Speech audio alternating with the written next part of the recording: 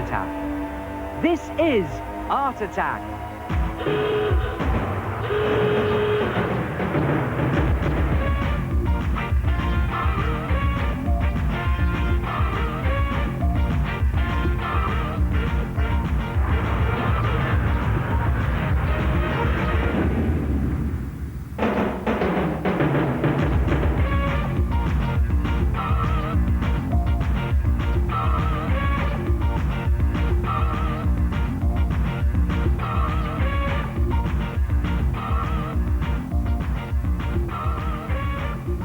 Hello there, welcome once again to Art Attack, the big art show.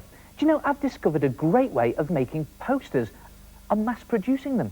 Come and have a look at this. Take some paper for your posters and then cut a piece of cardboard to exactly the same size as your poster paper. Now the best cardboard to use for this is cardboard box cardboard. And then design your poster onto the cardboard, not the poster paper. Now just draw a very simple drawing in the middle of your cardboard, depending on what type of poster you're doing.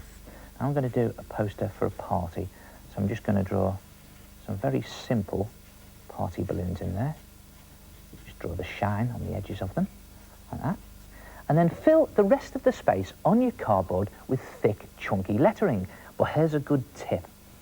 If you're right-handed, hold the pen in your left hand, or if you're left-handed, hold the pen in your right hand. And the reason for that is you get this fantastic sort of wobbly line effect. Now, I love this effect, you know. It reminds me of those French Parisian posters done by that famous artist Toulouse-Lautrec. Sort of very French, very zany. And just, that's it, right into the corner there. Don't have to be neat, just fill every space available. I'm just going to do this bottom bit quickly here. And again, I say you don't have to be neat at this stage, because what I'm going to do is I'm going to cut these letters out. But you must fill as much space as you can on your cardboard, even if it just means squeezing one of your letters up there, or even distorting one of your letters down at the bottom so that it fits in, or even putting a letter one inside each other like that. It all adds to that zany French effect. Very Toulouse-Lautrec-y. There it is. When you've done your letters and your drawing, cut them out and put them back into position on your paper, a bit like a jigsaw. So that you've got something that looks like that. And just put the G in there and the H, and again just squeeze them in and find the spaces. Move it over a little bit there. And when you're at that stage, take some blue tack or some sticky tape and literally press it onto the front of your letters. And just make sure it's firmly pressed on, because I'm going to use it to pick up my letter and then dip it into your poster paint. Now, as usual on Art Attack, things tend to get a bit messy, and this is where it can get messy. Let me just shake off the excess paint and then just bring it over and press it into position on your poster and print the first letter. There it is. It can be a bit tricky to pick back up. So just pull it up there. And if it doesn't print like that up at the top, you just go over it again. And take the second letter, and again, I'm just going to press some blue tack onto it very firmly, like that, into the paint, trying to get it all covered. And again, back onto the poster, fingers crossed, into position, print it, squidge it on. Let's see if I can pull this one up this time. Holding onto the poster. Nope. It always fights with your paint like this, doesn't it? There it is, and you've got the A on. And go over the whole of your poster exactly like that. And when your poster's finished, hopefully it will look something like that. And whatever you do, don't throw away your cardboard shapes. Put them into an envelope when they're dry and save them. You can take them out any time and mass produce some more posters, all from that one pattern. The only thing to do now is to take your pen, look for the gaps on your poster, and just fill in other details, like the date. You can just squash them in the same zany effect, like that. And there it is, your poster. And then you just hang it up. and enjoy your party, or your dance class, or your sports day, or even your baked bean eating contest.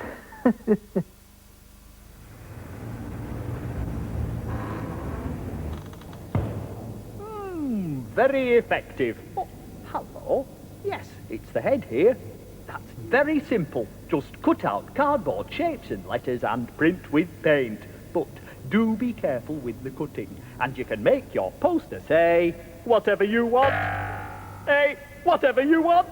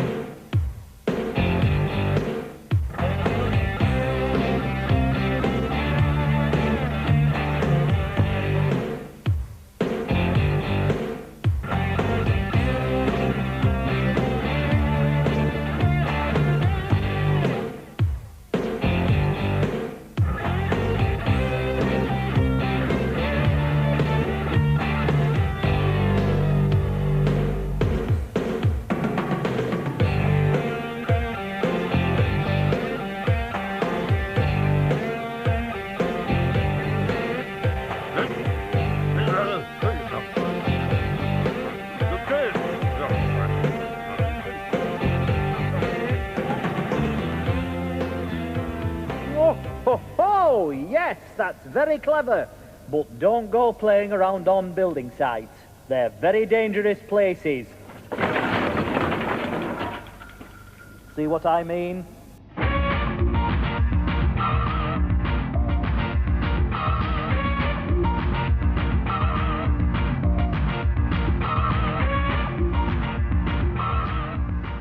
I've got a good tip for you to remember next time you're drawing cartoons or comic strips. Backgrounds are just as important as your main characters, but keep them simple. Now here's a cartoon character that I've drawn, and I've cut him out so I can practice him on different backgrounds. I'm going to start by putting him into a town scene. I'm going to put him on a street corner as a background, and just here behind him I'm going to draw a brick wall. Now I know what you're thinking. Oh no, brick wall? Thousands of bricks? We're going to be here forever? Well, when you're drawing cartoon brick walls, just draw 1 or 2 bricks in strategic places, like that, and there you get the effect of a brick wall.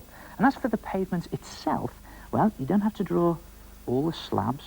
If you just draw those very thick slabs, or the big ones that go on the edge. And as for the road, well, you don't even have to draw the road. If you just draw a grid or a drain on the side there, well, it gives it over the impression that this is the road. In fact, if you want, you can even put a couple of cobblestones on the street.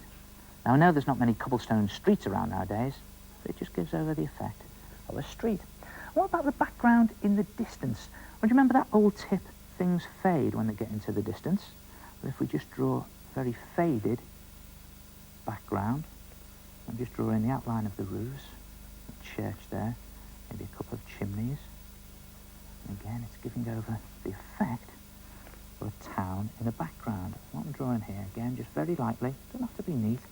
I'm going to draw a block of flats. Now, if you draw in flats or tall buildings, just hint at the windows by putting a couple of dots in. And there he is. Your character is on a town background. What about the countryside? Okay, just swap over the paper, lift over my character. Now, the good thing about cutting out your character is you can just keep practicing your backgrounds. And I think what I'll do here is put them in the countryside. The first thing I think of is some grass. So again, just a couple of dotted lines for the grass. And I think we'll put some woods in the distance, again in the background. If you're going to draw woods for your background, just draw some, it looks like fluffy clouds in the sky. You don't have to draw each tree individually. And then, no, they're not clouds. If you just draw some like scribbly lines for tree trunks and connect them to the ground, there you have the impression of trees in the background. I think we'll just put a stream here. Again, keeping it simple, just one or two lightly drawn lines for the reflections in the water. And there it is. Try it yourself. Cartoon backgrounds. But don't forget, keep it simple. Oh, that's a nice tip, is that? Using different backgrounds. I will now show you what I look like against a different background. Lower it in! Hello? Hello? Hey, where am I? I've disappeared.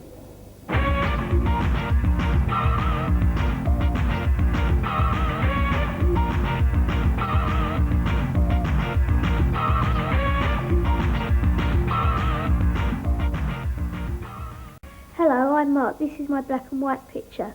I stuck the black one on the white one and the white one on the black one to make my picture. My name's Leslie and I made a picture of a clown out of black and white paper. I put the black paper onto the white paper and the white paper onto the black paper. My name is Ben Frost. On this picture I made a black background. Then I cut half a bird out of black paper. I used it as a template to draw a white bird.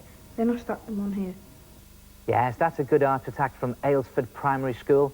I suppose you could call them sort of negative pictures. Well, all you need is two different coloured pieces of paper and just cut one half the size of the other. And then place the smaller one on top of the bigger one. And then just draw some shapes onto the smaller piece of paper. Now, I'm going to draw around my hand here. You can draw any shape you like. I'm just going to draw all the way around my hand. I'm sure you've done this a million times before, but not like this, I hope. And when you've done that, just cut that shape out so you get something that looks like that. Put a bit of glue on the back of it and then just stick it to one side of the big piece. Just put it into place and press it down firmly, and there it is. But don't throw away the bit that you cut out. Bring that in, flip it over onto the opposite side and onto the other colour, put some glue on the back of that, and then press that firmly into place, and there you have a negative picture. And of course, you can do it any shape you like, any colour you like, any size you like. Just take two different coloured pieces of paper, cut one exactly half the size of the other, draw some shapes on the smaller one, cut it out, flip it over,